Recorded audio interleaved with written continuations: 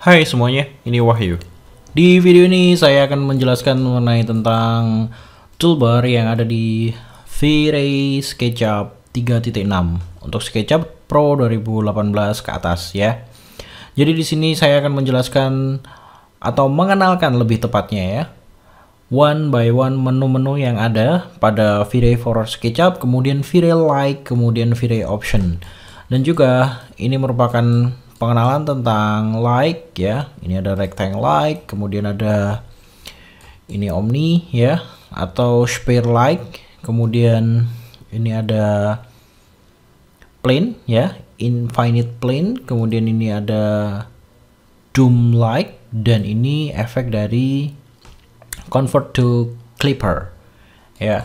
Nanti saya akan menjelaskannya one by one, termasuk mengenalkan di dalamnya V-Ray Asset Editor seperti ini. Mari kita mulai pengenalannya. Sebelum melanjutkan menonton video tutorial ini, mohon bantuannya untuk klik subscribe dan klik tombol lonceng di sebelahnya. Terima kasih.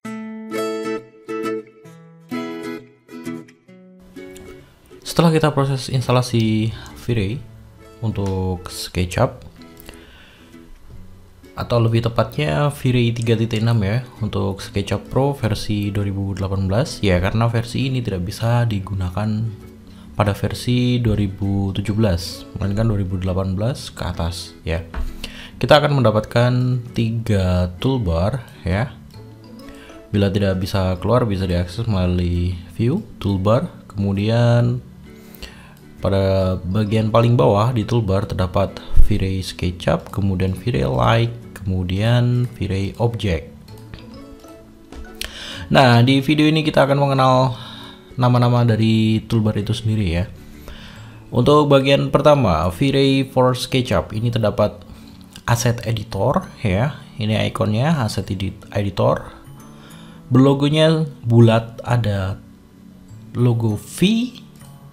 Bila kita klik, maka akan keluar dan masuk ke dalam V-Ray Editor. Di dalam V-Ray Editor terdapat V-Ray Material, kemudian V-Ray Lite, kemudian ada Geometry, kemudian ada Setting, dan kemudian tentu saja ada menu rendernya bergambar klasik yaitu teapot. Dan paling sebelah kanan yaitu V-Ray Frame Buffer. Bila kita klik akan keluar V-Ray Frame Buffer ini ya. Dan di bagian V-Ray Material ya, di editor material ini terdapat 2 menu lagi yang tersembunyi, yaitu di sebelah kiri kita bisa melihat kategori dari material yang sudah dibawakan ya. Dan di sebelah kanannya kita juga menemukan ini merupakan materialnya ya, settingan material seperti V-Ray Beer DF, kemudian material option, maps, binding. Nah, ini semuanya bisa diedit termasuk pada bagian kategori ini ya. Nah, sekarang kita akan beralih ke like. Di bagian like ini terdapat menu ya, yaitu untuk pencahayaan. Nah, di sini secara default itu terdapat sunlight ya. Sunlight seperti ini ada satu, dan juga menunya di sebelah kanan maka akan tampil menu seperti ini. Ini yang mengatur seperti sky, kemudian groundnya, ada option di bawah untuk setting yang lainnya. Ini nanti kita akan jelaskan atau mengenalkan one by one dari menu ini. Kemudian di balik ada geometry ya. Ini kita harus melakukan add geometry V-Ray terlebih dahulu untuk dapat memunculkan menu yang ada di sini. Oke, secara default memang kosong karena kita tidak ada objek sama sekali. Kemudian di bagian sebelahnya terdapat setting. Di dalam setting ini terdapat menu render, kemudian kamera, kemudian render output, kemudian environment, kemudian material override, swarm ya. Nah, nanti perbagian akan kita jelaskan supaya Anda dapat memahami ini apa fungsinya. Kemudian di bagian kanan juga terdapat sebuah menu. Ada Ray Trace, kemudian Global Illumination, kemudian ada Caustic, kemudian Volumetric Environment, kemudian Render Element, kemudian Switches di sini ya.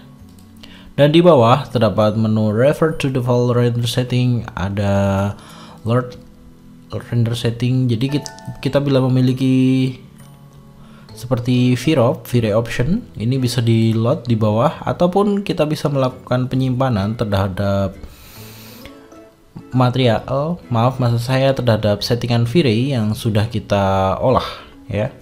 Jadi kita bisa membuat V-Ray Option sendiri seperti itu. Dan yang terakhir, maksud saya yang sebelahnya ada pilihan yaitu Render with V-Ray, kemudian Render with V-Ray Interactive, kemudian ini terdapat Render with V-Ray Cloud, kemudian yang paling bawah Export V-Ray Skin File ya. Untuk yang bawah kita bisa mengekspor V-Ray scene-nya, jadi sewaktu-waktu bisa kita panggil untuk diedit ulang atau ingin melakukan rendering ulang seperti itu. Dan yang terakhir ini tentunya V-Ray Frame Buffer ya, yang merupakan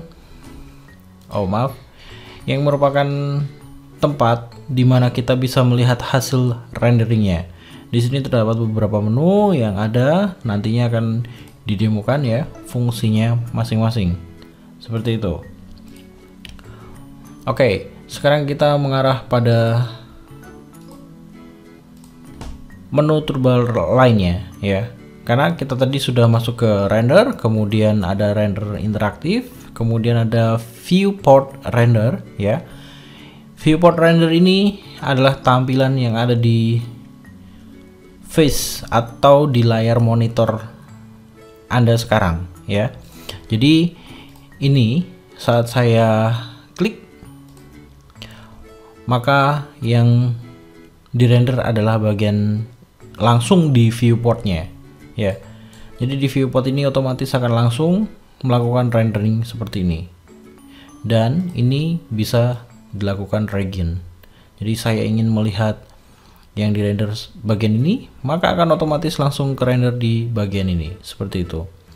Untuk V-Ray sebelumnya itu belum ada, apalagi V-Ray 2 ya, itu tidak ada sama sekali.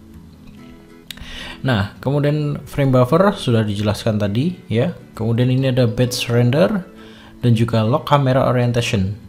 Ini tidak aktif karena kita tidak membuat batch render ya. Di sini nggak ada scene-nya. Kemudian ini juga lock kamera karena kita tidak membuat kameranya.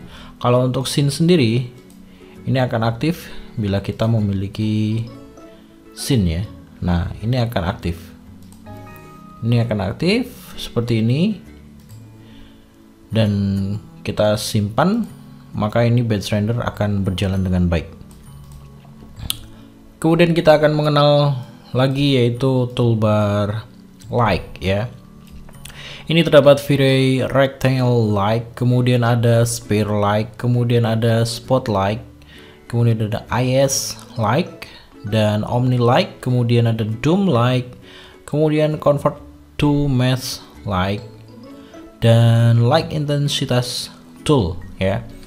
Ini semuanya untuk memberi pencahayaan dan tata lampu pada V-Ray, pada interior, eksterior. Jadi semua settingan lampu ada di sini.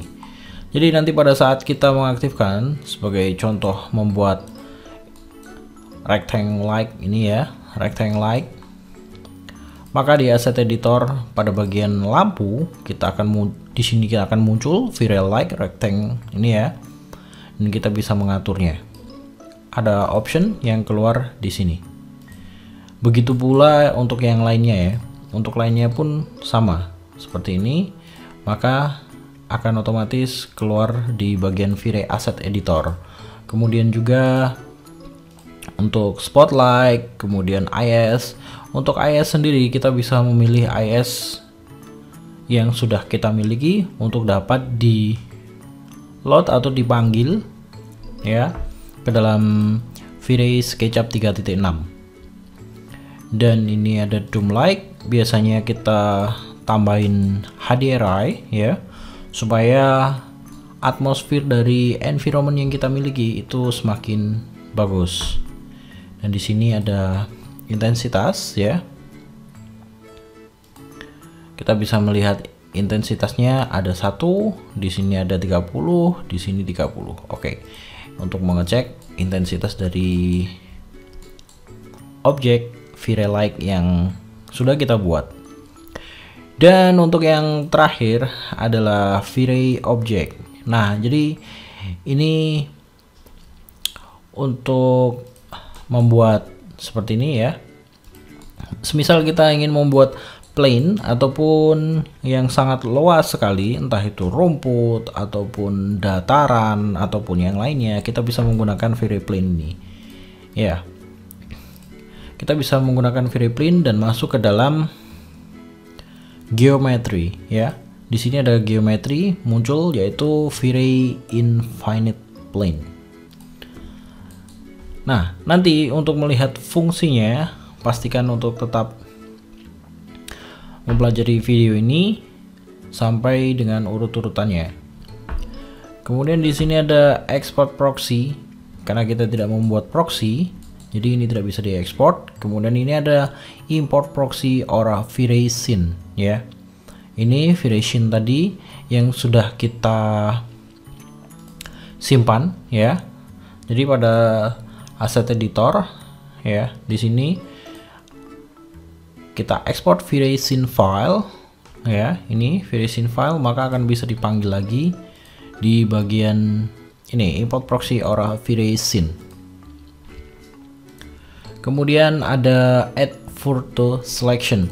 Jadi fur ini merupakan membuat seperti rumput, kemudian seperti karpet yang berbulu. Kita bisa menggunakan V-Ray fur ini untuk melakukannya. Kemudian yang terakhir adalah convert to clippers.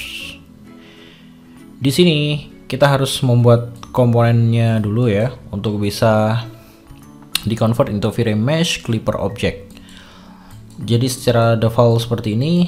Nah, ini kita sudah aktif ya. Nanti akan menjadi efeknya seperti ini. Ya, ini untuk beberapa objek itu bisa dilakukan, dan ini juga sudah aktif ya. Ekspor ke proxy. Biasanya ekspor ke proxy ini untuk tumbuhan, pohon dan lain sebagainya ya. Terus kemudian untuk memperbanyak objek secara ringan di V-Ray itu sendiri ya. Jadi ini sangat-sangat berguna sekali. Sangat-sangat berguna sekali untuk membantu saat proses kita rendering ya, seperti itu. Oke, materi sudah selesai.